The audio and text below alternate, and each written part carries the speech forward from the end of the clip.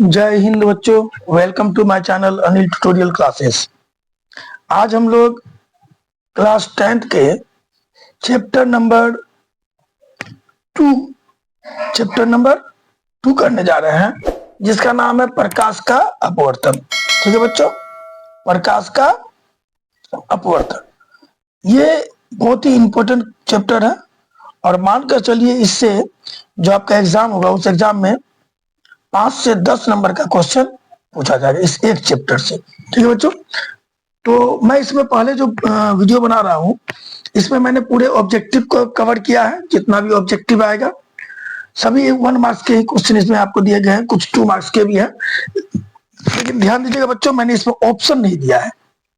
Option इसलिए नहीं दिया है, ऑप्शन वाला भी मैं आप लोगों को बताऊंगा, लेकिन वो एग्जाम के समय। अभी मैंने ऑप्शन इसलिए नहीं दिया है क्योंकि आपको ऑप्शन से मतलब नहीं है, आपको अभी फिलहाल याद करना है कि किसका आंसर क्या होगा। ठीक है, ऑप्शन तो अलग चीज है, ऑप्शन हम लोगों को दिया जाता है एग्जाम के समय, देखना है उसको। लेकिन जो अभी हम लोग पढ़ने का टाइम, जो स्टडी टाइम है, जो अभी शुरुआत है, इस शुरुआत में हम लोग ऑप्शन पे गौर नहीं करके हम लोग इसके आंसर को गौर करेंगे कि आंसर है क्या। ठीक है बच्चों, तो आपको ऑप्शन से मतलब नहीं होना चाहिए, आपको आंसर से। अगर आंसर याद नहीं रहेगा तो आप ऑप्शन में तो अंदाज से तीर लगाइएगा ना, अंदाज से आप उसमें निशाना लगाइएगा, एक अनुमान लगेगा कि लगा लगा, नहीं लगा तो ठीक है, ऐसा हो जाएगा स्थिति। लेकिन आप लोगों को अगर आंसर याद रहेगा तो ऑप्शन की तो अंदाज से जरूरत ही नहीं पड़ेगी। तो चलिए बच्चों, हम लोग एक एक करके एक एक क्वेश्चन को अपना देख रहे हैं। जो पहला क्वेश्चन दिया है मैंने, वो क्वेश्चन है, ये देखिए, ये क्वेश्चन 2011 में, 2021 में, 2019 में और 2023 में ऑलरेडी पूछा गया बच्चों, और ये सभी क्वेश्चन इंपॉर्टेंट क्वेश्चन की श्रेणी में आएंगे। ठीक है, और याद रखिए, जो भी क्वेश्चन मैं बार बार कहता हूँ, जो भी क्वेश्चन 1 बार पूछ लिया गया, 1 टाइम्स अगर कोई क्वेश्चन को पूछ लिया गया है तो उसके दोबारा पूछने की संभावना बहुत ज्यादा होती है। इसी को देखिए, 11 में पूछा तो 21 में ही पूछ लिया, 19 में ही पूछा, 23 में ही पूछा, हो सकता है कि 24 में तो नहीं पूछा है, ये हो सकता है कि 25 में भी नहीं पूछा, 26 में पूछ ले, तो आप लोगों के लिए बहुत इंपॉर्टेंट हो जाएगी ये क्वेश्चन, जो अभी प्रेजेंट में क्लास 10 में है। ठीक है बच्चों, तो चलिए हम लोग देखते हैं किसी माध्यम के अपवर्तनांक का मान क्या होता है। देखिए, माध्यम का जो अपवर्तनांक है वो डिपेंड करता है स्नेल के नियम पर। और स्नेल का नियम क्या है बच्चों? स्नेल का नियम है प्रकाश के अपवर्तन का दूसरा नियम, जिसमें बोला गया कि आपतन कोण की जया, जया मतलब होता है साइन, साइन आई बटे परावर्तन कोण की जया साइन आर, यानी साइन आई बटे साइन आर, ये होता है मेरा एक नियतांक। और यही एक नियतांक जो होता है, साइन आई बटे साइन आर का जो मान निकलेगा वही होगा हम लोगों का अपवर्तनांक। तो किसी भी माध्यम के लिए जो अपवर्तनांक का मान होता है वो क्या होता है बच्चों? तो माध्यम के लिए जो अपवर्तनांक का मान होता है वो होता है हम लोगों का साइन आई बटे साइन आर। तो इसका आंसर हम लोग क्या लिखेंगे बच्चों? इसका आंसर हो गया साइन आई बटे साइन आर। ठीक है बच्चों, अब हम लोग लेते हैं अपने अगले क्वेश्चन को। अगला क्वेश्चन क्या कर रहा है? किसी बिंब का वास्तविक प्रतिबिंब समान आकार का प्राप्त करने के लिए बिंब को उत्तल लेंस के सामने कहां रखेंगे? देखिए, मैंने पहले वीडियो जो इसका लेसन 1 का वीडियो बनाया था, उसके ऑब्जेक्टिव में मैंने बताया था कि अगर किसी वस्तु को हम लोग रखते हैं फोकस पर तो इमेज बनता है अनंत पर। ठीक है बच्चों, और किसी वस्तु को रखते हैं अनंत पर तो इमेज बनता है फोकस पर। ये तो याद रखिए, चाहे वो लेंस हो या दर्पण।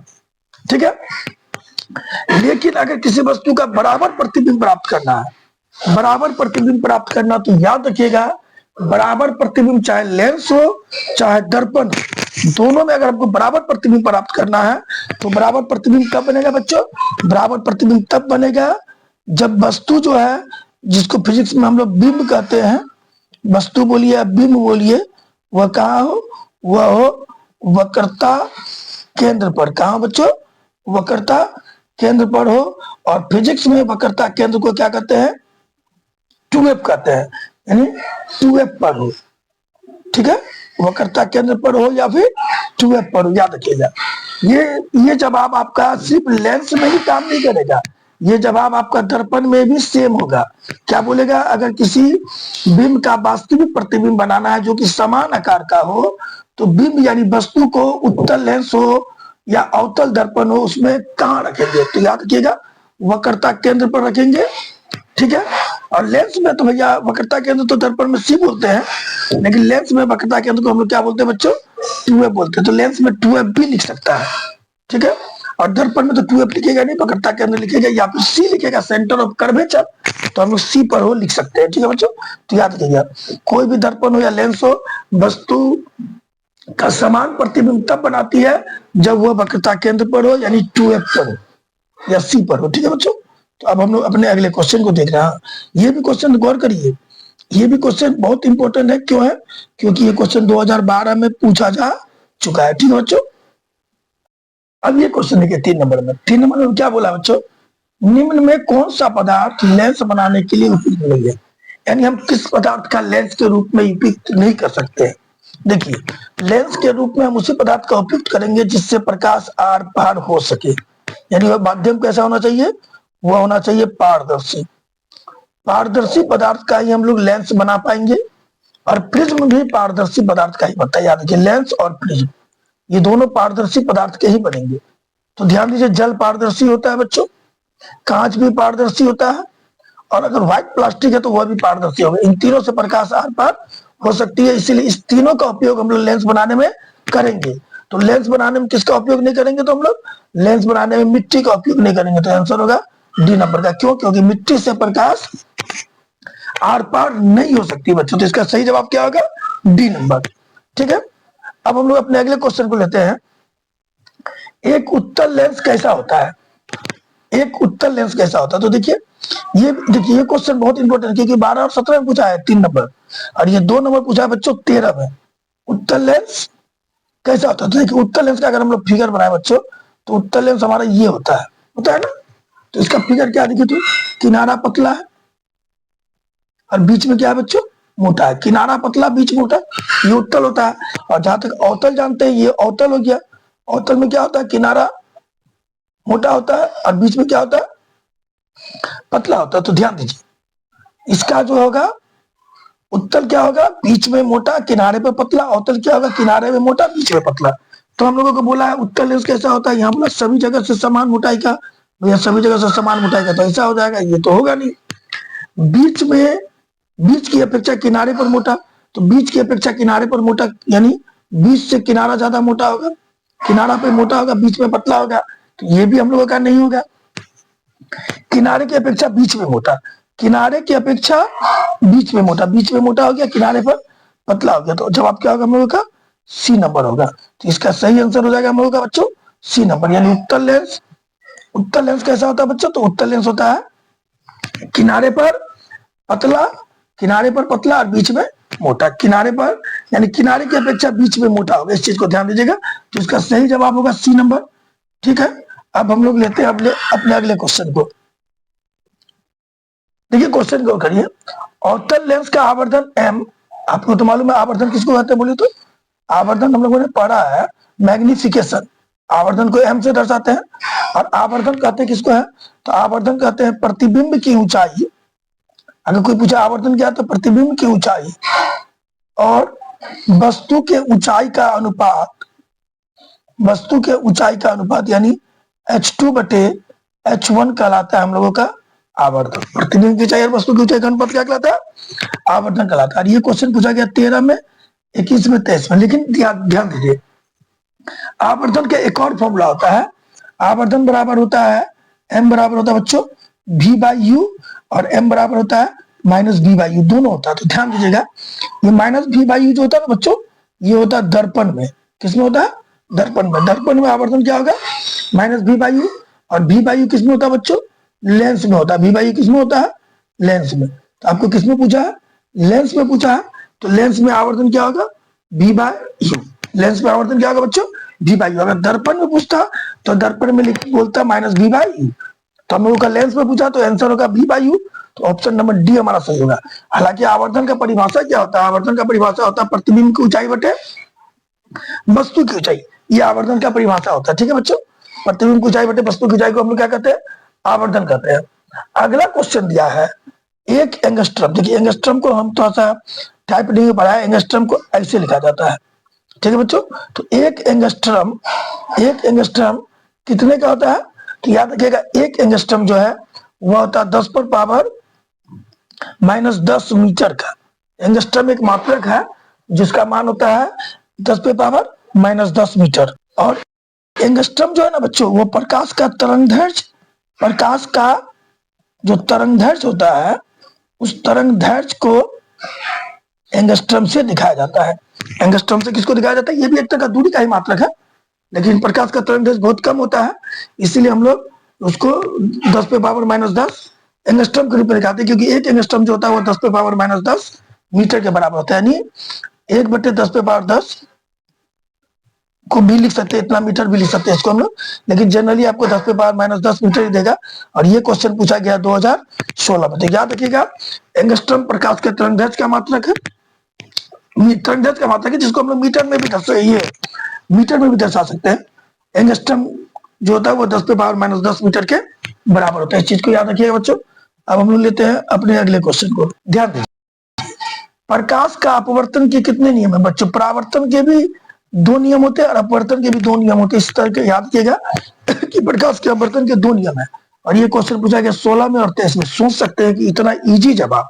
परावर्तन में भी 2 नियम होते हैं, अपवर्तन में भी 2 नियम होते हैं। आपको तो मालूम है, जब कोई प्रकाश किसी माध्यम से दूसरे माध्यम में प्रवेश करती है तो वो थोड़ा मुड़ जाती है। क्या होती है? थोड़ा मुड़ जाती है। ऐसे आई ना, सीधा निकलने के बदले वो थोड़ा सा इधर मुड़ जाएगा, कितना मुड़ जाएगा। तो ये हो गया आप लोगों का अपवर्तन। तो ये जो हो गया है, ये हो गया आपतन कोण आई, और ये हो गया परावर्तन कोण आर। और ये जो किरण आ रही है ये आपतन बिंदु, आपतित किरण, ये जो लौट रही है मुड़ के, ये अपवर्तित किरण। तो पहला नियम क्या कहता है? पहला नियम कहता है कि आपतित किरण ये वाला लाइन, अपवर्तित किरण ये वाला लाइन, और आपतन बिंदु पर डाला गया अभिलंब ये वाला लाइन, तीनों एक ही जगह होता है। अब दूसरा क्या कहता है? आपतन कोण की जगह साइन आई और अपवर्तन कोण की जगह साइन आर, इसका मान 1 नियतांक होता है। ये भी इसी में कहा गया दूसरा नियम में। और इसको हम लोग स्नेल का नियम भी कहते हैं। और इसको हम लोगों ने अभी जस्ट पढ़ा है क्वेश्चन नंबर 1 में। ये हमारा साइन आई बटे साइन आर जो है वह किसी माध्यम में प्रकाश के अपवर्तन का मान भी होता है।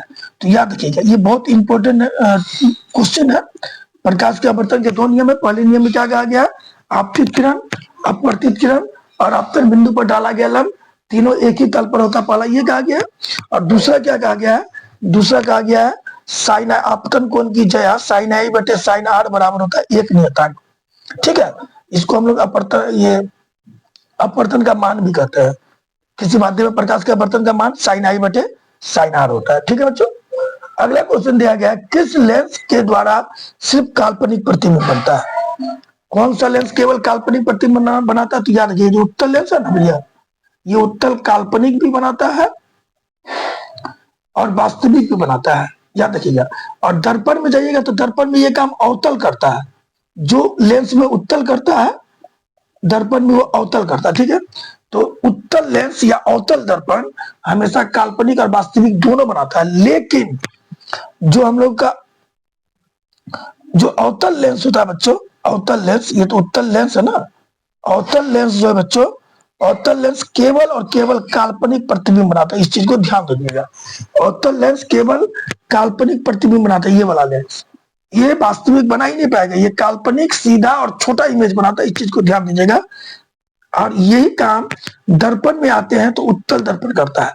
यानी उत्तल दर्पण केवल काल्पनिक प्रतिबिंब बनाता है। याद रखिएगा, इस चीज को भी ध्यान रखिएगा। जो हम बताए ना, जो गुण लेंस का होता है दर्पण में वो उल्टा हो जाता है। जो उत्तल लेंस का गुण होगा वह गुण अवतल दर्पण का होता है, और जो अवतल लेंस का गुण होता है वह गुण उत्तल दर्पण का होता है बच्चे। ठीक है, इस चीज को ध्यान दीजिएगा। तो इसका सही जवाब होगा अवतल लेंस। ठीक है बच्चों, अब हम लोग अपने अगले क्वेश्चन को लेते हैं। देखिए बच्चों, ये न्यूमेरिकल टाइप का क्वेश्चन है। एक अवतल लेंस की फोकस दूरी दिया हुआ है 20 सेंटीमीटर। ध्यान दीजिएगा, अवतल लेंस की फोकस दूरी कितना दिया हम लोगों का? 20 सेंटीमीटर। तो एफ दिया हुआ है 20 सेंटीमीटर। ठीक है बच्चों, और जो क्षमता होता है पी निकालना, तो पी बराबर होता है बच्चों 1/f। तो याद रखिएगा, पी निकालने के लिए जो क्षमता होता है, क्षमता का मात्रक होता है एसआई मात्रक होता है मीटर पर पावर -1 या डायोप्टर। डायोप्टर। ठीक है बच्चों, डायोप्टर होता है जिसको कैपिटल डी से दर्शाते हैं। तो याद रखना है, जो लेंस अवतल होता है, एक चीज और याद रखिएगा, अवतल लेंस जो होता है, अवतल अवतल लेंस का जो फोकस दूरी होता है ये माइनस में होता है। कैसे याद रखेंगे, देखिए अवतल 4 अंक है, MINUS माइनस में 5 अंक है, 5 अंक है, तो 4 में 1 जोड़ दिए 5 हो गया। यानी जो लेंस का नाम दिया है उसमें अगर 1 जोड़ देते हैं तो 1 जोड़ने के बाद जिस चिन्ह का नाम आता है वही होगा। जैसे अवतल लेंस की फोकस दूरी कैसे होगी, कैसे याद रखेंगे, अवतल 4 अंक है, उसमें 1 जोड़ दे 5, 5 अंक वाला कौन सा चिन्ह होता है, MINUS, MINUS माइनस। तो अवतल लेंस की फोकस दूरी माइनस में होगी। अब उत्तल लेंस की फोकस दूरी क्या होगी, तो उत्तल में कितना अंक है, उत्तल 3 अंक है, 3 में 1 जोड़ दिए क्या हो गया 4, 4 में क्या आपने तो प्लस PLUS प्लस, ठीक है। तो याद रखिएगा, इस चीज को याद रखिएगा, ऐसे भी याद रख सकते हैं या घटा के भी याद रख सकते हैं। 3 में से 1 घटा दिए 2, 2 में कौन वर्ड आता है, जोड़, तो प्लस होगा। अवतल में 4 है, 4 में 1 घटा दिए क्या होगा 3, 3 में क्या आता है घटाओ, ठीक है। जैसे भी आपको याद रखना है, याद रख लेना कि किसके साथ कौन सा चिन्ह होता है, क्योंकि ये जो बच्चा, ये जो चीज है ना बच्चों, आदमी को बहुत कंफ्यूज कर देता है, स्टूडेंट बहुत डाउट में पड़ जाते हैं, उनको समझ में नहीं आता कि कहाँ प्लस होगा कहाँ माइनस होगा, ठीक है। तो इस चीज को ध्यान दीजिए। एफ जो है ये कौन लेंस है, अवतल उत्तल है, उत्तल है तो उत्तल का क्या होता है बच्चों, उत्तल 3 अंक है, 3 में 1 जोड़ दिए 4, 4 अंक वाला प्लस है, तो ये हमारा जो चिन्ह होगा इसका क्या होगा, प्लस होगा, यानी उत्तल लेंस की फोकस दूरी प्लस हो गया। दूसरी चीज मात्रक मीटर में होना चाहिए, तो इस सेंटीमीटर को भी हम लोग मीटर में बदलेंगे, और मीटर में बदलेंगे क्या करेंगे बच्चों, 20 बटे कर देंगे 100, सेंटीमीटर को मीटर में बदलेंगे 20 बटे 100 कर दिए, और ये काट दिए 0 0 कर दिया, तो क्या हो गया 2 बटे 10 यानी 0.2 मीटर, ठीक है बच्चों, 0.2 मीटर हो गया, यानी एफ का मान निकल गया प्लस, प्लस का चिन्ह लिखना है 0.2 मीटर। तो पी बराबर होता है 1 बटे, तो 1 बटे एफ का मान हम लोगों ने बैठा दिया 0.2, लेकिन प्लस का चिन्ह बहुत मायने देता है, इसमें प्लस का चिन्ह हम लोगों ने दे दिया, और देने के बाद इस पॉइंट को यहाँ से उड़ाया तो ये ऊपर एक 0 बढ़ जाएगा। मालूम है आप लोगों को, नीचा से पॉइंट हटाते हैं तो ऊपर शून्य बढ़ता है, कितना, तो पॉइंट के बाद जितना अंक रहेगा 2 अंक रहता तो शून्य बढ़ता, और ऊपर से पॉइंट हटाएंगे तो नीचा शून्य बढ़ेगा, कितना बढ़ेगा, तो जितना अंक रहेगा उतना शून्य बढ़ेगा। अब हम लोगों ने क्या किया, एकदम इजी, देखिए वो 2 से हम लोगों का 10 कट गया 5 बढ़ते में, तो ये 5 प्लस आ गया, प्लस 5 मीटर पर पावर -1 भी लिख सकते हैं, या प्लस 5 डायोप्टर भी लिख सकते हो। तो ध्यान दीजिए, डायोप्टर का यूज बहुत ज्यादा होता है, डायोप्टर का यूज बहुत ज्यादा होता है, इसलिए हम लोग डायोप्टर ही लिखेंगे तो ज्यादा अच्छा रहेगा। हाँ, तो यहाँ क्या समझा हम लोगों ने, सबसे पहला तो उसका जो चिन्ह क्या होगा वो लगाना जरूरी है, और सेंटीमीटर में है तो उसको मीटर में बदलना भी जरूरी है, बिना मीटर में बदले हिसाब नहीं बनेगा, ठीक है बच्चों। अब अगला क्वेश्चन लेते हैं, निर्वात में प्रकाश की चाल कितनी होती है, तो ये तो याद करना पड़ेगा बच्चों। निर्वात में प्रकाश की चाल होती है 3 गुने 10 पर पावर 8 एम, 3 गुने 10 पे पावर 8 है, ठीक है बच्चों। निर्वात में प्रकाश की चाल कितनी है, तो 3 गुने 10 पे पावर 8, नहीं एम नहीं होगा बच्चों, मीटर प्रति सेकंड होगा, क्योंकि चाल का जो मात्रक होता है वो मीटर प्रति सेकंड होता है, एम तो मेरा दूरी का मात्रक होता है, ठीक है बच्चों। तो चाल का मात्रक, कोई भी चीज चाल दिखाना है तो हमको मीटर प्रति सेकंड या किलोमीटर प्रति घंटा में ही दिखाना होगा, ठीक है। ये 11 नंबर क्वेश्चन क्या कर रहा है उसको देखते हैं बच्चों। 11 नंबर क्या कर रहा है, ध्यान से देखिए। 11 नंबर कह रहा है लेंस के मुख्य फोकस की संख्या कितनी होती है। देखिए लेंस कोई भी हो, ये हो या ये हो, कोई भी लेंस हो उसमें फोकस तो होता है, एक इधर होता है एफ डैश, इधर होता है एफ, इधर होता है एफ डैश, या एफ भी लिख सकते हैं, F1 F2 भी लिख सकते हैं, एफ होता है। तो लेंस में कितने फोकस होते हैं याद रखिएगा, लेंस में फोकस दूरी बोले या वक्रता त्रिज्या बोले वो कितने होते हैं बच्चों, 2 होते हैं। देख लीजिए इतना इजी क्वेश्चन 17 में, 21 में और 22 में ऑलरेडी पूछा गया है, तो बहुत ही ज्यादा इंपॉर्टेंट क्वेश्चन है। मैंने पूरा इस लेसन का ऑब्जेक्टिव क्वेश्चन निकाल के दे दिया है, और 100% मान के रखिए कि इससे बाहर का ऑब्जेक्टिव आप लोगों का कभी भी नहीं पूछा जाएगा, ठीक है। जो 12वां नंबर क्वेश्चन है बच्चों, बोला गया है शब्दकोश में छोटे अक्षरों को पढ़ने के लिए किस लेंस का यूज होता है या उपयोग होता है, या किस लेंस को उपयोग करना पसंद करेंगे आप लोग। तो देखिए ये पूछा गया 18 में और 22 में। देखिए छोटा अक्षर को पढ़ना है, छोटा अक्षर को पढ़ना तो प्रतिबिंब का इमेज बड़ा बनना चाहिए, ठीक है बच्चों, बड़ा बनना चाहिए। और बड़ा कौन प्रतिबिंब बनाता है, तो याद रखिए अवतल लेंस जो है वो इमेज हमेशा छोटा बनाता है। ठीक है, तो अवतल वाला तो होगा नहीं, ये और ये हम लोगों का होगा नहीं, क्योंकि अवतल लेंस के द्वारा बना प्रतिबिंब क्या होता है, छोटा होता है। अवतल कैसा प्रतिबिंब बनाता है, छोटा बनाता है। और उत्तल कैसा बनाता है, छोटा भी बनाता है और बड़ा भी बनाता है। अवतल लेंस तो कभी भी, सॉरी यहाँ अवतल लिखना था, अवतल लेंस तो फिक्स है कि वह कभी भी बड़ा प्रतिबिंब नहीं बना पाएगा, और हमको पढ़ना है छोटा, छोटा अक्षर को पढ़ने के लिए बड़ा करना होगा, तो अवतल लेंस तो होगा नहीं। तो इसीलिए ये दोनों तो हम लोगों का जवाब ऐसे ही कट हो गया कि नहीं होगा। 5 सेंटीमीटर फोकस दूरी वाला अवतल लेंस या 50 सेंटीमीटर फोकस दूरी वाला अवतल लेंस, ये जवाब होगा ही नहीं। और अब बच गया, दो दिया है, इस दोनों में कोई होगा, 50 सेंटीमीटर फोकस दूरी या 5 सेंटीमीटर फोकस दूरी। तो याद रखिएगा, फोकस दूरी जितना कम होगा, क्योंकि वस्तु जितना नजदीक आएगी इमेज उतना बड़ा बनेगा। वस्तु जितना नजदीक आएगी इमेज उतना बड़ा बनेगा। तो फोकस दूरी कम होगी तो इमेज क्या होगा, बड़ा बनेगा, क्योंकि वस्तु नजदीक आएगा। तो 100% इसका जवाब होगा 5 सेंटीमीटर फोकस दूरी का उत्तल लेंस जो है वो ज्यादा उपयुक्त होगा। अभी कुछ नहीं, 5 की जगह में आपका 10 देता, अगर यह 5 दिया है, इसको अगर 4 दे देता, तो जिसका फोकस दूरी कम होगा, फोकस दूरी जितना कम होगा वस्तु का इमेज उतना बड़ा बनेगा। 50 सेंटीमीटर और 5 दिया है, अगर 5 और 3 दे देता तो 3 जवाब लिखते हम। लेकिन हाँ याद रखिएगा, उत्तल लेंस का ही जवाब देना होगा, अवतल लेंस नहीं देना होगा, क्योंकि उत्तल लेंस ही बड़ा इमेज बना सकती है, अवतल लेंस कभी भी बड़ा इमेज नहीं बनाएगा।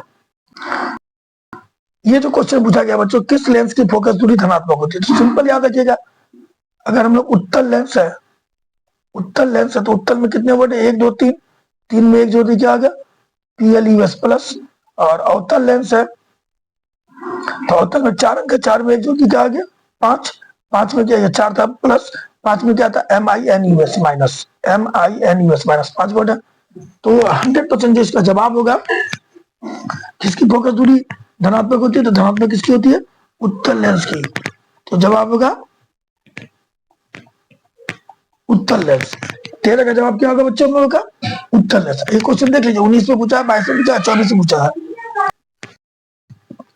अब अगला क्वेश्चन लेते हैं, किसी लेंस के द्वारा उत्पन्न आवर्धन का SI मात्रक क्या होता है। लेंस के द्वारा जो आवर्धन उत्पन्न होगा उसका SI मात्रक क्या होगा, ध्यान दीजिए। आवर्धन में क्या होता है बच्चों, आवर्धन होता है M बराबर होता है, M बराबर होता है प्रतिबिंब की ऊंचाई बटे वस्तु की ऊंचाई। ठीक है, वस्तु की ऊंचाई, प्रतिबिंब की ऊंचाई बटे वस्तु की ऊंचाई, यही ना होता है M का मान। परिभाषा प्रतिबिंब की ऊंचाई वस्तु की ऊंचाई के अनुपात को आवर्धन कहते हैं। अब प्रतिबिंब की ऊंचाई मान लीजिए कुछ भी है तो मीटर में रहेगा, ऊंचाई मीटर में रहेगा या फिर सेंटीमीटर में रहेगा, और वस्तु की ऊंचाई भी मीटर में रहेगा या सेंटीमीटर में रहेगा। और दोनों अगर सेम चीज है तो बच्चों दोनों क्या होगा, कट जाएगा। कट गया तो क्या हो गया, मीटर खत्म, कट गया, दोनों मीटर खत्म हुए तो मीटर तो होगा नहीं। यानी अगर ऊपर भी सेम मात्रक रहे, नीचा भी सेम मात्रक रहे, दोनों को बटे करना है, तो ऐसी स्थिति में दोनों कट जाएगा और हम लोग लिखेंगे कि आवर्धन का SI मात्रक क्या होता है, तो ये मात्रक विहीन होता है, मात्रक विहीन होता है, यानी इस पर मात्रक होता ही नहीं। तो मात्रक विहीन लिख सकते हैं इसका जवाब, या मात्रक रहित लिख सकते हैं इसका जवाब, या बिना मात्रक का लिख सकते हैं, या कोई मात्रक नहीं लिख सकते हैं। कुछ भी आप जवाब दीजिए, जैसा जवाब देना है तो सटीक होगा कि मात्रक विहीन। यानी आवर्धन का कोई मात्रक नहीं होता। क्यों नहीं होता है, क्योंकि आवर्धन में दोनों में ऊंचाई होता है, ऊंचाई का भी मात्रक मीटर होगा, नीचा में भी ऊंचाई का मात्रक मीटर होगा, तो मीटर मीटर कैंसिल हो जाएगा, इसलिए आवर्धन जो है मात्रक विहीन होता है। अब ये क्वेश्चन देखते हैं 15 नंबर, क्या बोला गया है, निम्न में किस माध्यम में प्रकाश की चाल अधिक होती है। तो याद रखिए, माध्यम में जितना रुकावट कम रहेगा, जैसे मान लीजिए हवा, ये हवा ले लिए, ये जल ले लिए और ये शीशा ले लिए, ठीक है। और रहा हीरा, हीरा तो भैया सबसे घना होता है, संसार का सबसे कठोर पदार्थ हीरा है, तो हीरा तो सबसे घना होगा, तो हीरा तो होगा ही नहीं। देखिए प्रकाश की चाल अधिक कब होगी, जब रुकावट कम होगा। हवा का स्ट्रक्चर हम लोगों ने 9 में ही पढ़ा कि हवा में अणुओं के बीच की दूरी ज्यादा होती है, जल में अणु थोड़ा क्या होते हैं, घने होते हैं, और ठोस में जो है अणु बहुत घने होते हैं। तो अगर आप लोग गौर करिएगा तो प्रकाश जो है वो इसमें सीधी निकल जाएगी, इसमें रुकावट कम हो तो निकल जाएगी, इसमें रुकावट ज्यादा है तो प्रकाश की चाल थोड़ा स्लो होगी, इसमें बहुत कम होगी। ठीक है बच्चों, तो अगर आप लोगों को बोला जाए हीरा में तो प्रकाश की चाल एकदम स्लो होती है, यहाँ टकरा के निकल जाएगी, टकरा के पार पार नहीं, आर पार नहीं होगी, टकरा के मुड़ जाएगी, इसलिए हीरा तो जवाब होगा नहीं। तो सबसे तेज प्रकाश किसमें चल रही है? हवा में। तो हवा में प्रकाश की चाल सबसे तेज होती है, या हवा के जगह में कभी कभी निर्वात भी दे सकता है। ठीक है, तो प्रकाश की चाल सबसे ज्यादा कहाँ होती है बच्चों? निर्वात में या हवा में। ये क्वेश्चन 2019 में पूछा जा चुका है। ठीक है, तो इसका सही जवाब होगा ए नंबर। अगला क्वेश्चन दिया, किस लेंस को अभिसारी लेंस कहते हैं? अभिसारी लेंस का मतलब होता है मुख्य अक्ष के समांतर आने वाली किरण जब फोकस पर जमा होगी। जैसे ये अवतल लेंस है, ये मुख्य अक्ष के जितना समांतर आएगी किरण, ये फोकस पर क्या होगी? अभिसारित होगी, जमा होगी। और ये कौन सा लेंस है? ये उत्तल लेंस। याद रखिएगा, उत्तल लेंस को हम लोग कहते हैं अभिसारी लेंस। क्यों कहते हैं? क्योंकि मुख्य अक्ष के समांतर आने वाली किरण को फोकस पर जमा करती है, अभिसारित करती है। तो इसका उल्टा हो जाएगा, उत्तल लेंस जब अभिसारी है तो अवतल लेंस क्या होगा बच्चों? अवतल लेंस होगा अपसारी होगा। अवतल लेंस क्या होगा? अपसारी होगा, क्योंकि मुख्य अक्ष के समांतर आने वाली किरणों को फोकस से अपसारित करती है, यानी फोकस से फैलाती है। ठीक है बच्चों, आगे दिया, निम्न में किसका अपवर्तनांक अधिक है? अगर हम लोग अपवर्तनांक के बारे में बोले, किसका अपवर्तनांक अधिक है, तो याद रखिए वायु जो है, एक चीज तो याद रखिएगा, संसार में सबसे ज्यादा अपवर्तनांक किसका होता है? हीरा का होता है। कितना होता है? 2.42। सबसे ज्यादा अपवर्तनांक किसका होता है बच्चों? हीरा का होता है। अगर ऑप्शन दे दिया निम्न में सबसे ज्यादा हीरा का होगा और सबसे कम हवा का होगा, इस चीज को याद रखिएगा। ये वायु का सबसे कम है, वायु का क्या है? सबसे कम है, और हीरा का सबसे अधिक है, ये क्लियर रखिएगा। ठीक है, अगर अगर बोला गया है सबसे अधिक अपवर्तनांक किसका, ऑप्शन में हीरा दे दिया है तो आंख बंद करके हीरा देना है, और सबसे कम अपवर्तनांक किसका, ऑप्शन में अगर वायु दे दिया है तो आंख बंद करके वायु लिख देना है। तो यहाँ हमको क्या पूछा, सबसे अधिक किसका है? तो ठीक है, वायु का लगभग एक होता है, 1.0003 होता है, जिसको हम लोग क्या कहते हैं? एक मान के चलते हैं। तो वायु का अपवर्तनांक कितना होता है? एक होता है। जहां तक बर्फ का बात रहा तो बर्फ का होता है 1.31, और कांच का बात रहा था, कांच का लगभग 1.48 से लेके 1.96 के बीच होता है। ठीक है बच्चों, तो सबसे अधिक अपवर्तनांक किसका हो गया? हीरा का। तो एक चीज आपको माइंड में मेकअप रखना है कि अगर सबसे अधिक अपवर्तनांक का जिक्र किया गया हो और ऑप्शन में हीरा दिया हो तो पढ़ना ही नहीं है, हीरा लिख देना।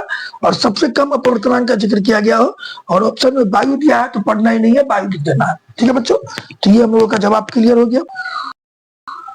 लेंस की क्षमता का मात्रक क्या होता है? ये क्वेश्चन पूछा 20 में, 22 में, 24 में और 23 में। देखिए, लेंस की क्षमता का मात्रक बच्चा होता है डाइऑप्टर। क्या होता है? डाइऑप्टर, जिसको कैपिटल डी भी कहते हैं। तो ज्यादातर चांस है कि डायोप्टर पूछेगा, नहीं तो कभी कभी पूछता है एसआई मात्रक। तो एसआई मात्रक हम लोग लिख सकते हैं मीटर पर पावर -1। ठीक है, एसआई मात्रक को मीटर पर पावर -1 लिख सकते हैं। अगर ऑप्शन नहीं दिया मीटर पर पावर -1 तो डायोप्टर नहीं लिखेंगे बच्चों हम लोग, क्योंकि डायोप्टर सबसे फेमस मात्रक होता है क्षमता का। ठीक है, आगे प्रकाश की चाल।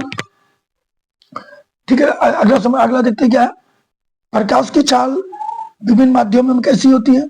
तो भैया प्रकाश की चाल अलग अलग माध्यम में अलग अलग होती है, विभिन्न माध्यमों में भिन्न भिन्न होती है। जैसे आपको बता ही चुके, सबसे तेज होती है हवा में, और प्रकाश की चाल सबसे तेज होती है हवा में, और सबसे कम होती है आपको जाके हीरा में। ठीक है, हवा से ज्यादा होगी, थोड़ा थोड़ा हवा से ज्यादा होगी, हवा से थोड़ा ज्यादा क्या होगी, किसमें होगी बच्चों? हवा से थोड़ा ज्यादा होगी पानी में, हवा से थोड़ा कम होगी, हवा में ज्यादा होगा, थोड़ा कम होगा पानी में, पानी से थोड़ा कम होगा, कम इस बोल दिया, उल्टा बोल दिया। अपवर्तनांक सबसे ज्यादा होता है हीरा में। याद रखिएगा, अपवर्तनांक सबसे ज्यादा किसका होता है? हीरा में।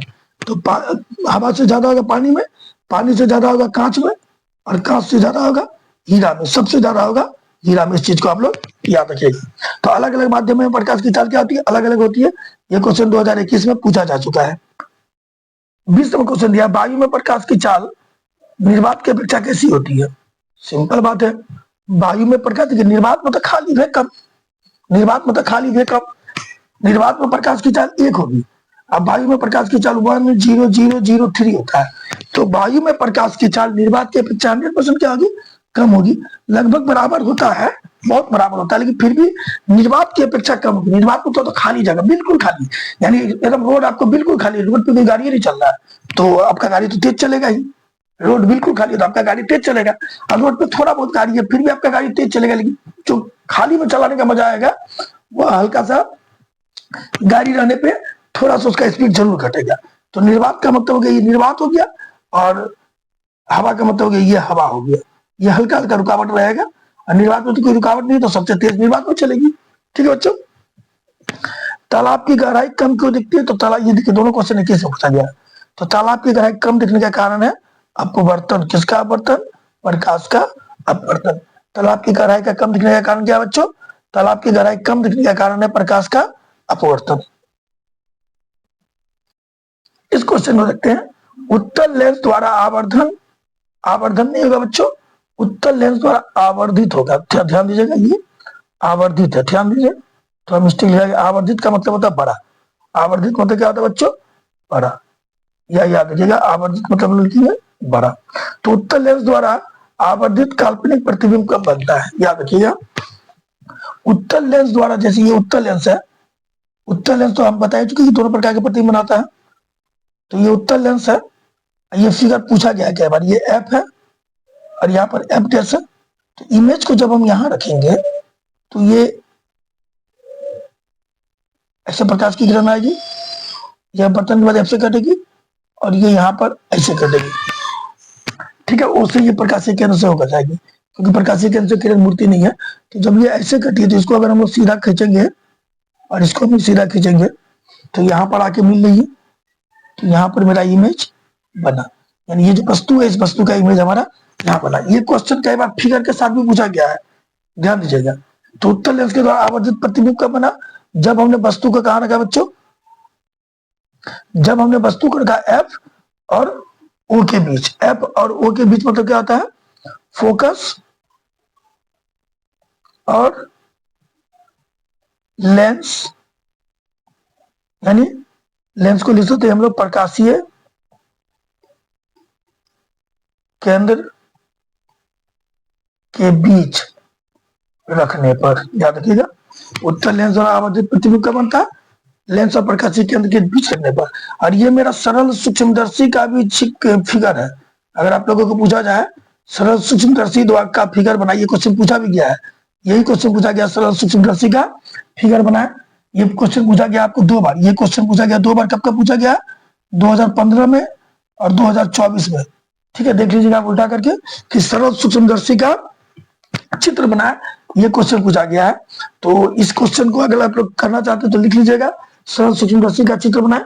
ठीक है बच्चों, तो ये क्वेश्चन इस पर से सिर्फ यही चित्र बना दीजिएगा। 2 नंबर में पूछा गया था 2015 में और 2024 में, 2 बार पूछा गया है, इसलिए यह भी एक इंपॉर्टेंट क्वेश्चन निकल कर आ रहा है। और उसमें वस्तु को हम लोग कहाँ रखते हैं? वस्तु को रखते हैं फोकस और लेंस के बीच। कहाँ रखते हैं बच्चों? फोकस और लेंस के बीच। एक चीज याद रखिएगा कि सरल सूक्ष्मदर्शी में भी ये भी पूछ सकता है कि सरल सूक्ष्मदर्शी में किस लेंस का उपयोग होता है? तो जवाब दीजिएगा आप लोग उत्तल लेंस। ठीक है बच्चों, किस लेंस का उपयोग होता है? उत्तल लेंस का उपयोग होता है, इस चीज को ध्यान में रखिएगा। अगला क्वेश्चन दिया है, निम्नलिखित में से किसी वस्तु का वास्तविक प्रतिबिंब कौन बनाता है? निम्नलिखित में से किसी वस्तु का वास्तविक प्रतिबिंब कौन बनाता है? तो हम लोग तो अभी जस्ट पढ़े ना बच्चों कि जो उत्तल लेंस है, वो उत्तल लेंस वस्तु का वास्तविक और काल्पनिक दोनों प्रतिबिंब बनाता है। ठीक है, उत्तल लेंस जो है वस्तु का वास्तविक और काल्पनिक दोनों प्रतिबिंब बनाता है। ठीक है, लेकिन अवतल लेंस जो है वो केवल और केवल काल्पनिक प्रतिबिंब बनाता है। कैसा बनाता है? काल्पनिक। या क्वेश्चन दिया, निम्न में से किसी वस्तु का वास्तविक प्रतिबिंब कौन बनाता है? तो याद रखिएगा, वास्तविक प्रतिबिंब जो है वो हम लोगों का बनाएगा अवतल लेंस।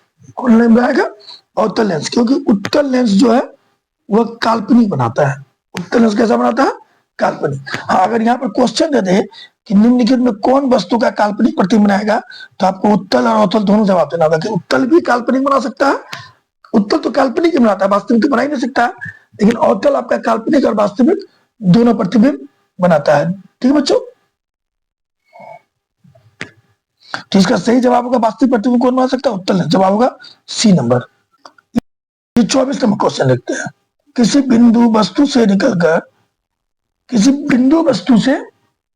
निकलकर किरणें होगी बच्चों, ये मिस्टेक लिखा गया है। किरणें किसी लेंस से अपवर्तित होकर निकल कर किसी लेंस से अपवर्तित होकर, एडिटिंग मिस हो गया, जिस बिंदु पर मिलती है उसे क्या कहते हैं। यानी कहने का मतलब होता है कि किसी भी बिंदु से, किसी भी बिंदु वस्तु से निकलकर, ये मान लीजिए ये बिंदु वस्तु है, उस बिंदु वस्तु से निकलकर, किसी भी बिंदु वस्तु से निकलकर, किसी बिंदु वस्तु से निकलकर अपवर्तित होकर जिस बिंदु पर मिलती है उसे क्या कहते हैं। देखिए, अगर मुख्य अक्ष के समांतर कोई किरण आएगी ना, वह जिस बिंदु पर मिलेगी उसको क्या कहेंगे, उसको कहेंगे फोकस। मुख्य अक्ष के समांतर, अगर मुख्य अक्ष के समांतर रहता है, ठीक है, वह किरण अपवर्तित होकर गिरने के बाद जिस बिंदु पर मिलती है उस बिंदु को हम क्या कहेंगे बच्चों, फोकस कहेंगे। इस चीज को ध्यान दीजिएगा। लेकिन अगर वह दे दिया है कि किसी बिंदु स्रोत से या बिंदु से निकलकर कि अपवर्तन के बाद, चाहे वो दर्पण में दे या लेंस में दे, उससे कोई लेना नहीं है। अगर बोल दिया है कि किसी बिंदु वस्तु से जो किरणें है, बिंदु वस्तु, बिंदु और वस्तु दोनों जोड़ दिया है, तो या बिंदु या स्रोत दे दिया जाए, बिंदु स्रोत से या वस्तु स्रोत से निकलकर कुछ भी दे दिया जाए, किरणें जिस बिंदु पर मिलेगी उस बिंदु को हम कहते हैं प्रतिबिंब बिंदु। क्या कहते हैं बच्चों, प्रतिबिंब बिंदु कहते हैं। यहाँ पर बच्चे जानते हैं, बहुत बच्चे गलती क्या करते हैं, वो समझ लेते हैं इस चीज को और वो लिख देते हैं फोकस कहते हैं। क्या लिखते हैं, फोकस कहते हैं, लेकिन वह फोकस नहीं कहलाएगा, वह कहलाएगा प्रतिबिंब बिंदु। ठीक है बच्चों, आगे दिया गया है फोटोग्राफी कैमरा का अभिदृश्यक, अभिदृश्यक, अभिदृश्यक एक साथ होगा, एक्चुअल में अभिदृश्यक ऐसे लिखाता है, अभिदृश्यक। फोटोग्राफी कैमरा का अभिदृश्यक किस लेंस का बना होता है बच्चों, ये 2022 में पूछा है। देखिए ये वाला भी क्वेश्चन 2022 में पूछा है, ये पहला वाला, ठीक है, इसको भी 2022 में पूछा गया। तो ध्यान दीजिए, फोटोग्राफी कैमरा में अभिदृश्यक, अभिदृश्यक कहते हैं किसको है। देखिए कैमरा में ना लेंस दो तरह का होता है, ये लेंस दो तरह के होते हैं, दो लेंस होते हैं, एक लेंस यहाँ होता है, एक लेंस होता है, जिसके सामने मनुष्य अपना आंख को रखता है, ठीक है, उसको हम लोग नेत्रिका कहते हैं। जिसके सामने वस्तु को रखा जाता है उसको हम लोग कहते हैं अभिदृश्यक। तो ये जो अभिदृश्यक होता है फोटोग्राफी कैमरा में बच्चों, वो होता है उत्तल लेंस का। किसका होता है, उत्तल लेंस का होता है। अभिदृश्यक किसका होता है, उत्तल लेंस। ठीक है बच्चों, क्लियर हो गया। ये क्वेश्चन देखिए, किसी गोलीय दर्पण तथा किसी पतले गोलीय लेंस दोनों की फोकस दूरी -15 सेंटीमीटर। कोई भी गोलीय दर्पण है या कोई भी पतला लेंस है, दोनों के बीच की फोकस दूरी कितना है, -15 सेंटीमीटर है। तो ऐसी स्थिति में दर्पण तथा लेंस कैसे होंगे, तो ये ध्यान दीजिएगा, ये -15 सेंटीमीटर, एफ का मान क्या दिया, -15 सेंटीमीटर। तो देखिए फोकस दूरी जो है, थोड़ा देर पहले बोले थे, ऋणात्मक किसका होता है, माइनस में किसका होता है, अवतल, अवतल में 1 2 3 4 वट है, 4 में 1 जोड़ कितना गया, 5 वट, 5 वट किसका था, माइनस का होता है।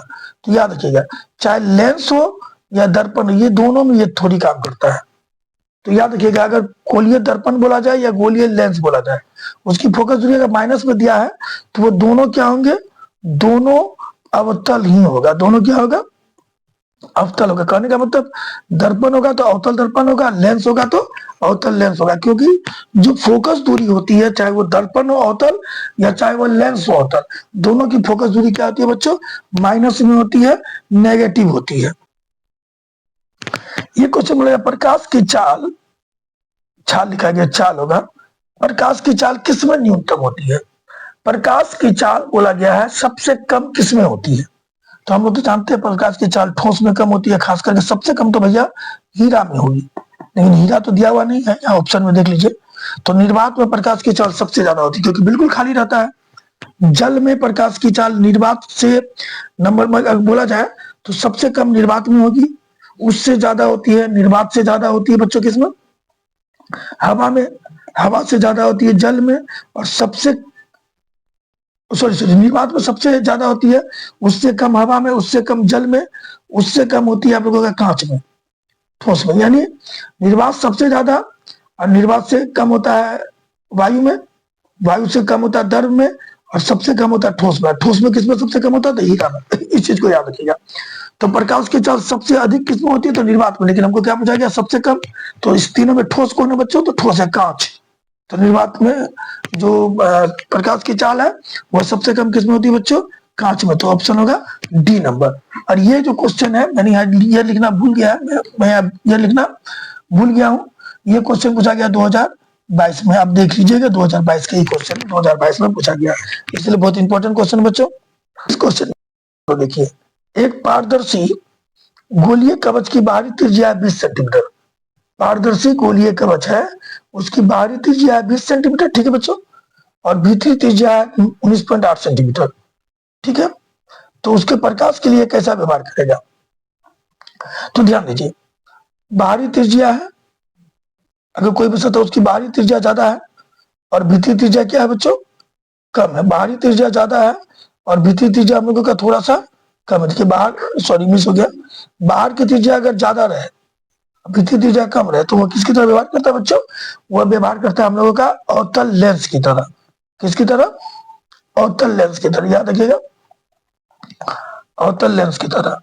अगर किसी पारदर्शी गोलीय कवच का बाहरी त्रिज्या भीतरी त्रिज्या से ज्यादा हो, बाहरी त्रिज्या भीतरी त्रिज्या से ज्यादा हो, यानी कहने का मतलब बाहर का त्रिज्या देखिए उठा हुआ रहेगा, बाहरी त्रिज्या ज्यादा है, भीतरी त्रिज्या कम है, यानी बाहर जो है ज्यादा है, अंदर क्या है? कम है। तो ऐसी स्थिति में किसकी तरह व्यवहार करेगा? वह अवतल लेंस की तरह व्यवहार करेगा। ये क्वेश्चन लिखिए, कौन सा लेंस अपसारी लेंस कहलाता है? तो याद रखिएगा, अवतल लेंस को अपसारी लेंस कहते हैं, क्योंकि अवतल लेंस जो है ना वो ऐसे आती है, तो इसमें इधर होता है इसका फोकस, और ये आपका मान लीजिए प्रकाशीय केंद्र हो गया, तो इसमें जितनी भी मुख्य अक्ष के समांतर किरणें आएंगी, जितनी भी किरणें आएंगी, चाहे जो भी किरण आए बच्चों, वह सभी के सभी किरण क्या होंगे? वो फोकस पर अपसारित होते मालूम करेंगे, ऐसे करके यहाँ से निकल जाएंगे। तो ये इस तरह के मालूम होंगे। तो याद रखिएगा, इधर फैलते हुए नजर आ जाएंगे, ये लगेगा कि एक बिंदु आपसे फैल रहा है। तो कौन से लेंस को हम लोग अपसारी लेंस कहते हैं? तो याद रखिएगा, अगर ये बात पूछा जाए तो सिंपल सा जवाब है, अवतल लेंस को अपसारी लेंस कहते हैं। किस लेंस को अपसारी लेंस कहते हैं? अवतल लेंस को। क्यों कहते हैं? क्योंकि ये मुख्य अक्ष के समांतर आने वाली किरणों को फोकस पर क्या करती है बच्चों? अपसारित करती है। ये क्वेश्चन देखिए, जल की एक गोलीय, जल की एक गोलीय, गोलीय लिखाएगा, जल की एक गोलीय बूंद है में व्यास के अनुदिश आपतित, व्यास के अनुदिश आपतित प्रकाश, व्यास के अनुदिश आपतित के गलत लिखा गया, प्रकाश किरण, बड़ा मिस्टेक हो गया है, आपतित प्रकाश किरण, नहीं ठीक ठाक किरण की ही होगा, किरण की कितनी बार अपवर्तन होगा? देखिए क्वेश्चन यहाँ लिखने में उल्टा हो गया है। देखिए क्वेश्चन क्या, जल की एक गोलीय बूंद में, ठीक है बच्चों, व्यास के अनुदिश आपतित प्रकाश किरण, आपतित प्रकाश किरण की कितनी बार अपवर्तन होता है? व्यास के अनुदिश आपतित प्रकाश किरण की कितनी बार अपवर्तन होता है? इस चीज को ध्यान दीजिए। तो बच्चों ध्यान दीजिएगा, ऐसा जब भी रहे तो इसका जवाब होगा एक बार। कितनी बार? एक बार। यानी जल के एक बूंद में गोलीय प्रकाश के व्यास के अनुदिश कितनी बार अपवर्तन होता है? एक बार।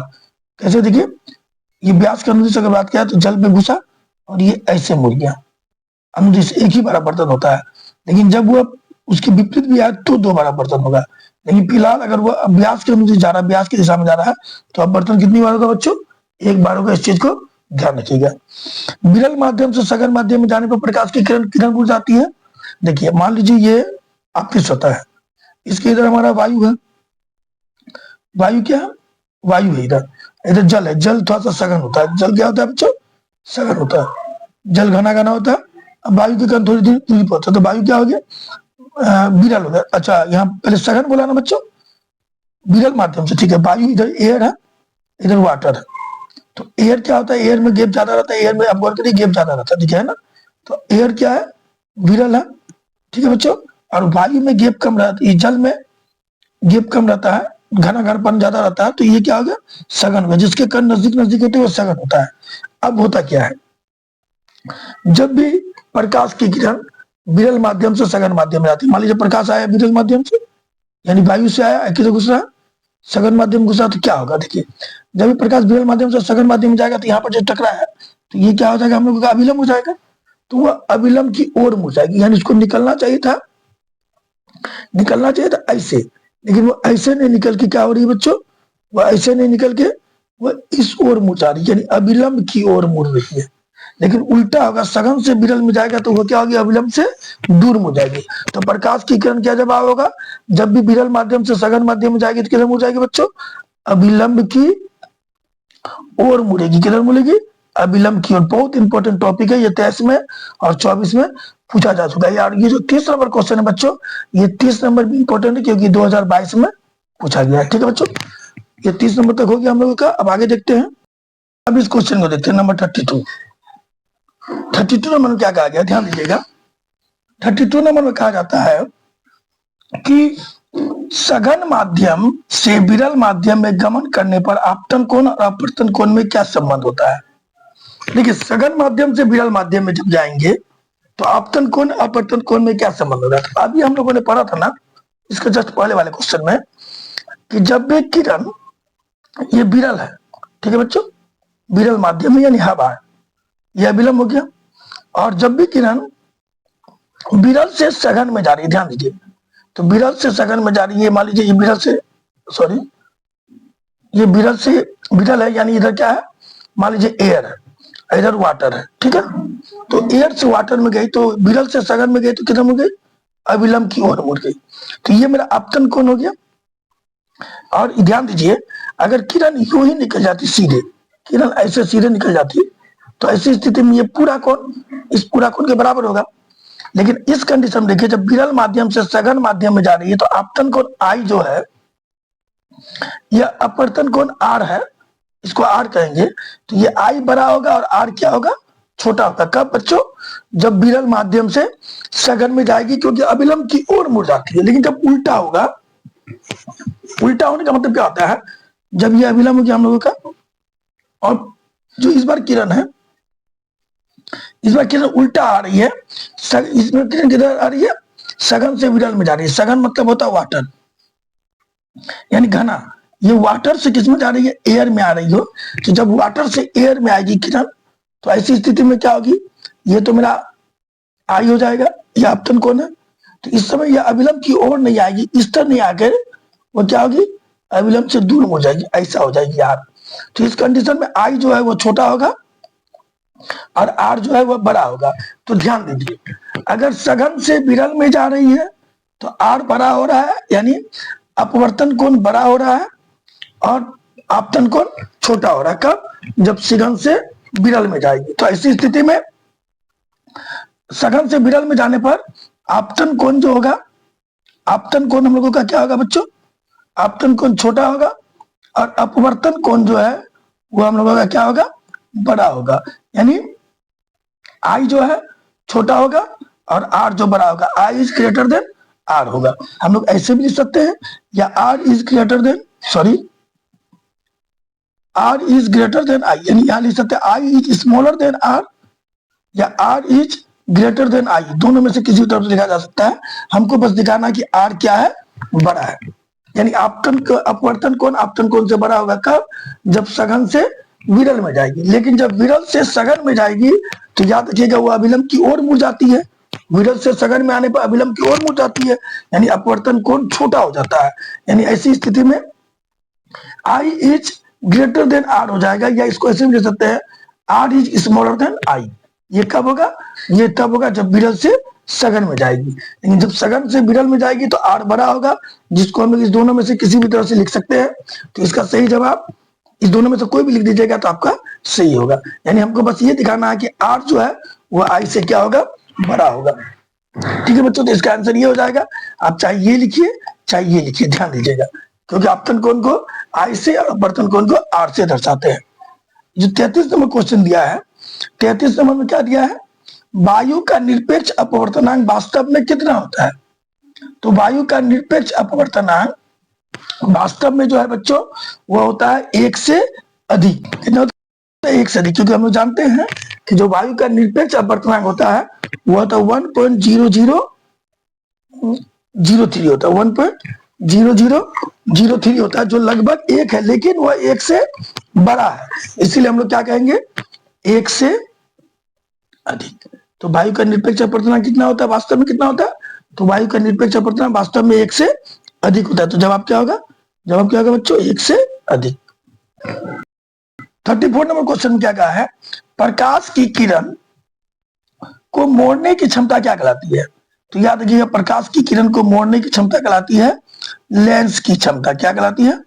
लेंस की क्षमता। क्योंकि हम लोगों ने पढ़ा है कि लेंस जिस क्षमता के द्वारा या जिस शक्ति के द्वारा प्रकाश की किरण को अपसारित या अभिसारित करता है, उसे हम लोग कहते हैं लेंस की क्षमता। तो अपसारित करना या अभिसारित करना, इस दोनों कंडीशन में क्या करेगा, प्रकाश की किरण को क्या करेगा, मोड़ेगा। तो मोड़ने की क्षमता को हम लोग क्या कहते हैं बच्चों, लेंस की क्षमता। इस चीज को आप लोग ध्यान दीजिएगा।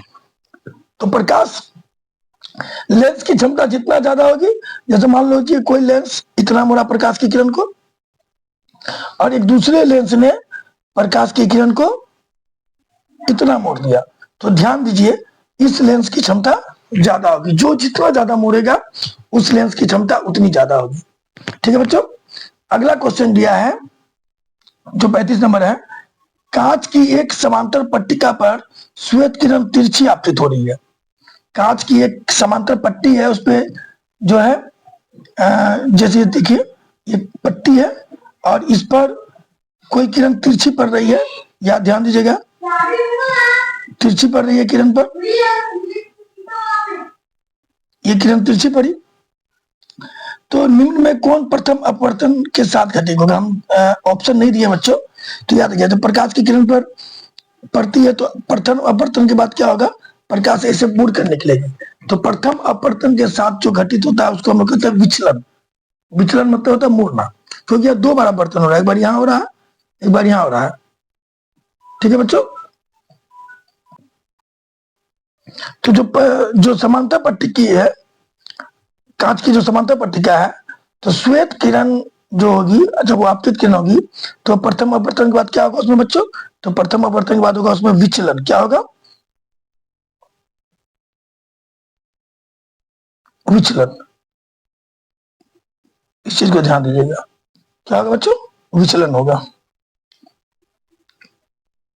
इस क्वेश्चन को लेते हैं, वायु में अभिसारित लेंस कौन है? यानी वायु में अभिसारी लेंस कौन है?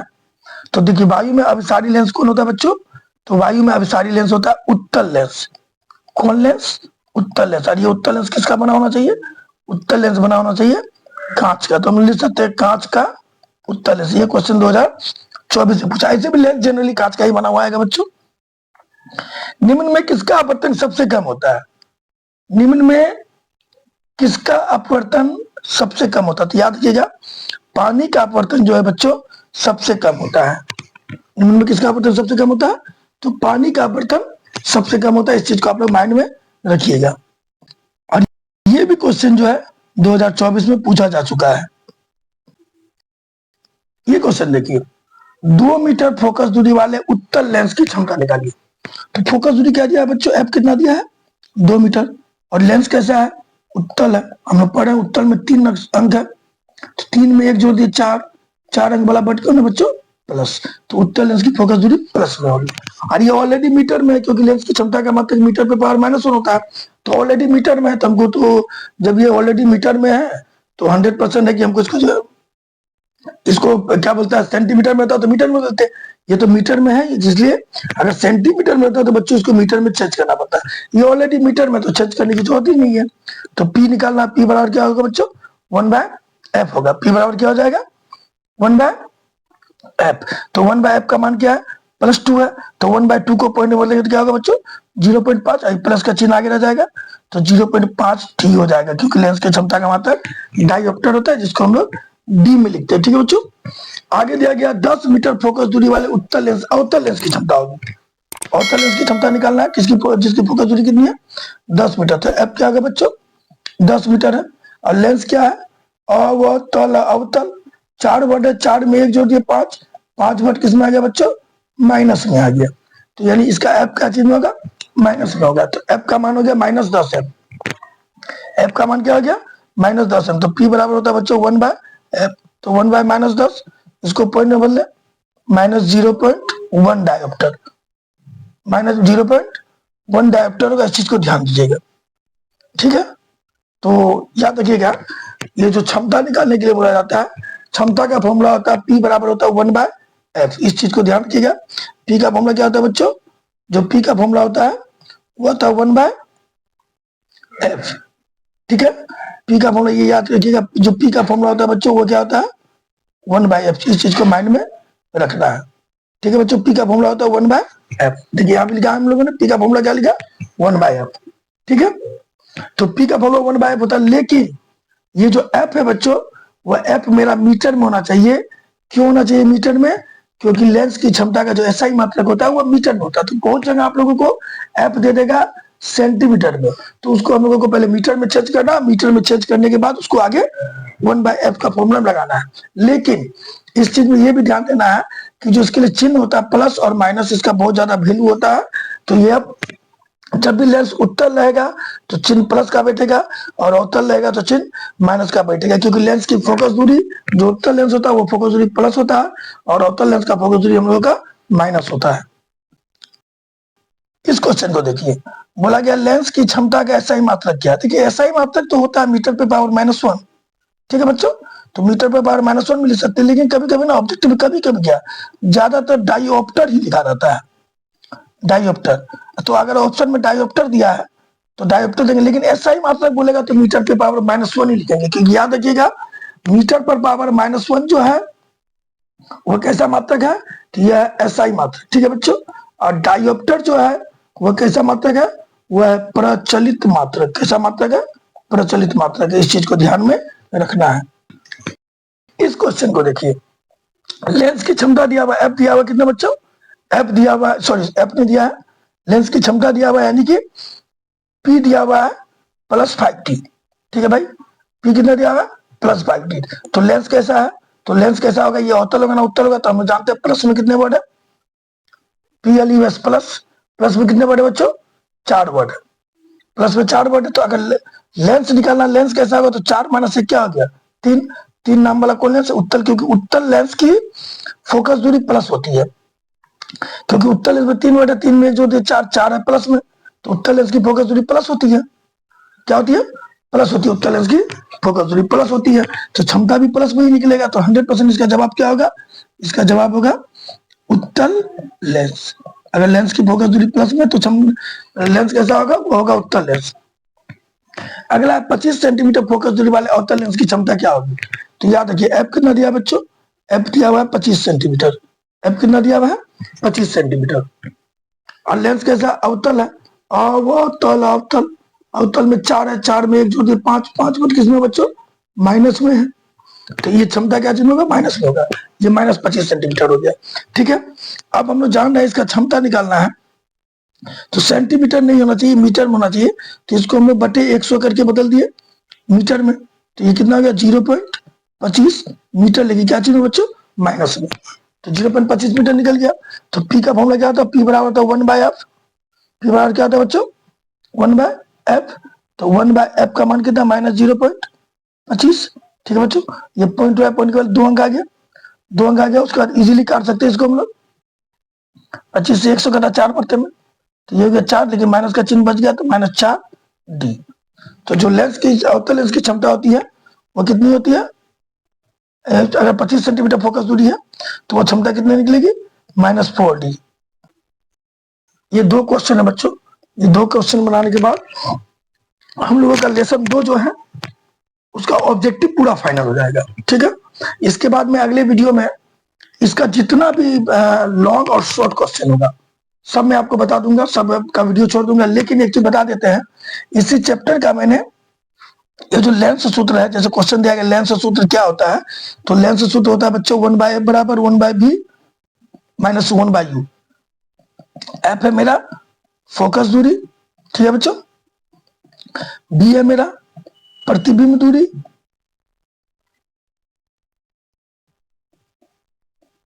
और यू है मेरा वस्तु दूरी। ठीक है बच्चों, और इसी पे फॉर्मूला आता है 1/f बराबर 1/b + 1/u। ये लेंस का लेंस सूत्र।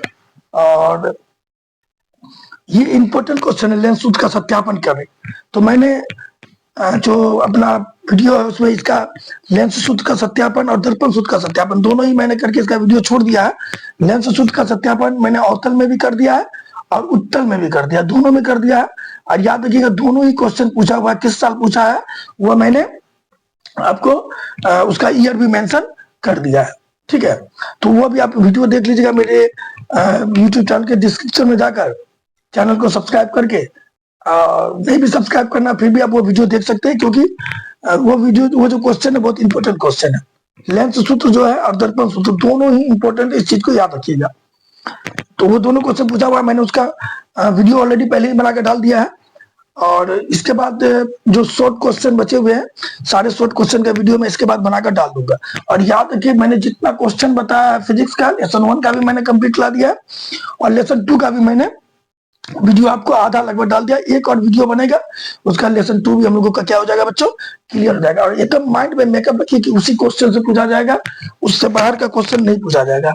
ठीक है, एकदम 100% है, उसी से पूछा जाएगा। तो इस चीज को आप ध्यान रखते हुए कृपया जो वीडियो है उसको देख करके आंसर को समझने की कोशिश करिएगा, क्योंकि इससे आपका फ्यूचर बनेगा और आप आगे चल के कुछ कर पाइएगा। ठीक है बच्चों, अब 43 नंबर भी देखते हैं। 44 पहले बता दिए क्योंकि इस पे हमको कुछ बोलना था, जो मैंने अभी बोला, क्योंकि इसका प्रूफ है। यह कैसे होता है मैंने ये करके ऑलरेडी आपको 2 वीडियो बना के उत्तल और अवतल दोनों में दिखा दिया, उत्तल लेंस और अवतल लेंस में दोनों में दिखा दिया। ठीक है बच्चों, वो क्वेश्चन बहुत ही इंपॉर्टेंट है।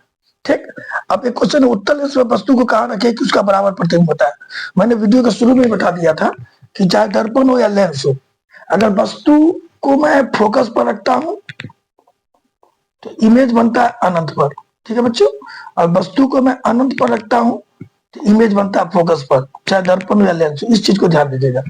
लेकिन कहां पर रखेंगे कि प्रतिबिंब बराबर बनेगा, तो दर्पण हो या लेंस हो, अगर हम लोग वस्तु को कहां रखते हैं, वस्तु को रखते हैं वक्रता केंद्र पर। कहां रखते हैं, वक्रता केंद्र पर रखते हैं। ठीक है बच्चों, तो वक्रता केंद्र पर रखने पर वस्तु का कैसा प्रतिबिंब बनता है, बराबर प्रतिबिंब बनता है। तो आंसर लिखेंगे वक्रता केंद्र पर।